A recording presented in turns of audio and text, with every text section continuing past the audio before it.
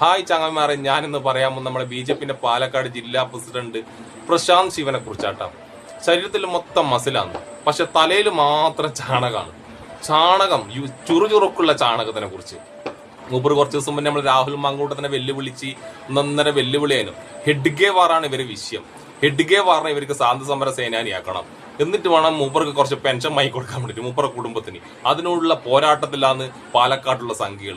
ശരിക്കും പറഞ്ഞാൽ പാലക്കാട് BJP തന്നെ പ്രശ്നമാണ്. ഇയാള് സ്വാതന്ത്ര്യ സമര സേനാനി അല്ലാന്നാണ് കുറച്ച് ആൾക്കാർ പറയുന്നത്. പക്ഷെ കുറച്ച് സംഖ്യക്ക് അയാൾ സ്വാതന്ത്ര്യ സമര സേനാനിയാക്കിയിട്ട് അയാളെ വീട്ടിൽ പെൻഷൻ വാങ്ങി കൊടുക്കണം. അതിനുള്ള പരിപാടിയാണ്. അതിനവര് ഒരു വാർത്താ സമ്മേളനത്തിൽ നമ്മളെ ഈ ചാണക ശിവൻ, പ്രശാന്ത് ശിവൻ സംസാരിച്ച കുറച്ച് കാര്യങ്ങൾ നമുക്ക് ഒന്ന് റിയാക്ട് ചെയ്യാം. പ്രത്യേകിച്ച് പണിയൊന്നും ഇല്ലെന്ന്, അതുകൊണ്ട് ചെയ്യുന്നേട്ടാ.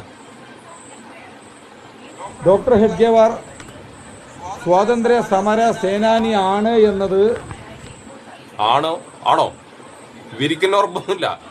ഇവൻ മറ്റേ കോപ്പി അടിക്കാണ്ടൊരു പുസ്തകം കൊണ്ടുവച്ച് പോലെ ആടുന്ന് ഇങ്ങനെ നോക്കി വായിക്കുന്നു. ആണോ എന്നത് ഇവരിക്കുന്ന സംശയമാണ്. നമുക്ക് സംശയമൊന്നുമില്ല. കുറച്ച് ചാണകങ്ങൾക്ക് സംശയമുണ്ട്.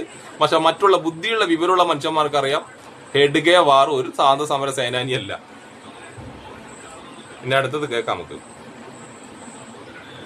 ഡോക്ടർ ഹെഡ്ഗേവാർ സ്വാതന്ത്ര്യ സമര സേനാനി ആണ് എന്നത് EMS നമ്പൂതിരിപ്പാട് തന്നെ അദ്ദേഹത്തിന്റെ പുസ്തകത്തിൽ പറഞ്ഞിട്ടുണ്ട്.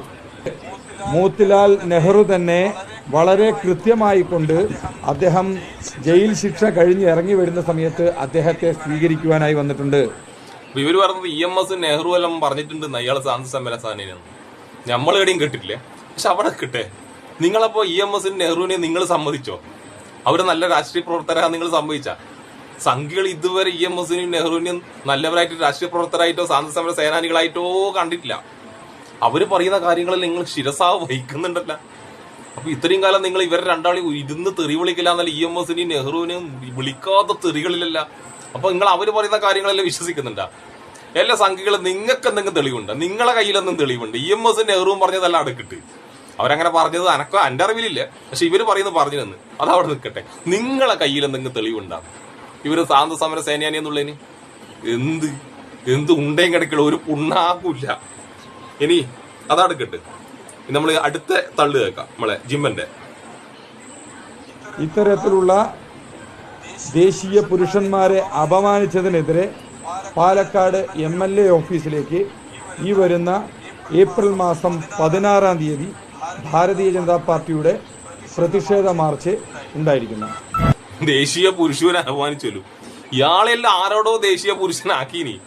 നിങ്ങൾ കുറച്ച് ചാണക സംഖ്യകൾ പറയുന്നല്ലാണ്ട് ബഹുഭൂരിഷം ഇന്ത്യക്കാർ ഇവരെ ഇന്ന് ദേശീയ പുരുഷനായിട്ടൊന്നും അംഗീകരിച്ചിട്ടില്ല. നിങ്ങൾ എവിടുന്നല്ലാടോ ഓരോ സാമാനത്തിനെ കുഴിച്ചെടുത്ത് കൊണ്ടുവരുന്നു.